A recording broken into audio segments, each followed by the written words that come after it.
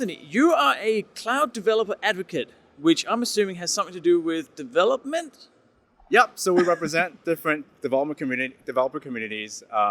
Mine is .NET and Node.js, and we want to make sure that Azure works really well for these communities. And my main focus areas are serverless and containers. Serverless. We know a thing or two about that, I believe. We're called a cloud guru because we do everything in the cloud, apparently. No, serverless is a big part of it. Our entire platform is built on serverless. Nice. So how does that influence your work? Like, what is your aim with, you say you do serverless. What, in your role, what does that mean? So I work on different things, like things like making sure that the main languages that we support in Azure, on Azure Functions work well. Mm-hmm. And on top of that, we try to onboard new languages like Java. I've also been working on different integrations, such as a new binding that we kind of came out with for Azure Functions for Azure Signal R service. Yeah, so that you can just with one line of code output messages over WebSockets and send it to tens of thousands of connected clients. I really like that. Like Azure Functions is very cool. Yeah. And then Signalize, like it's one of those technologies that once you see it and get what it does, you almost can't not use it. Like it's just, I don't know. Yeah. Is that right? It's just, the binding you get with magic is just so powerful. Yeah, and the thing is, once you create the binding, it works for all languages that are supported by functions. So something like Signal R, that's typically a .NET specific kind of technology, can now be opened up to all languages that are supported by functions. So you could have Signal R with Java on Azure. Yeah, I just wrote the code for it last week to prove out that it works, and it does. So when the binding is released for Java, it's going to work the same way as any other language.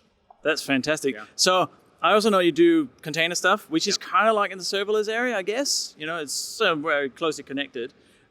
Is there anything you can tell us about Azure and Kubernetes, for example, or other container services?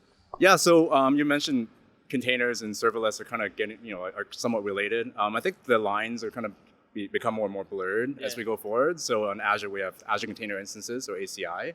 That's kind of our serverless container platform. Okay.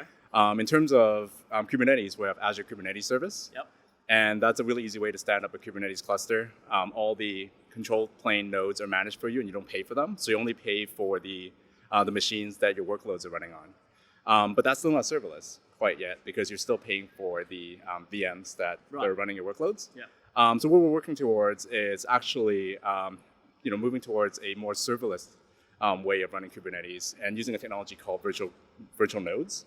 Virtual, okay. Yeah, so instead of a physical node that appears in your Kubernetes cluster, a virtual node shows up as, guess it, a virtual node.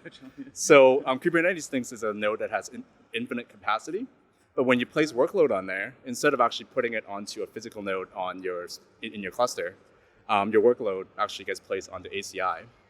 And it's billed serverlessly, so you only pay for what you use. You get billed by the second, and it's really good for things like burst workloads. So if you kind of imagine things like month-end processes and stuff, all of a sudden you need a bunch of containers to be spun up and do some work for half an hour and then shut back down.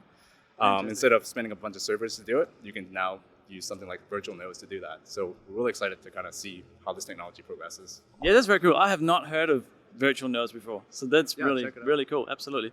All right, well, that's all we've got time for. So thanks very much, Anthony. Yeah, thanks, Lars. And we'll see you in there.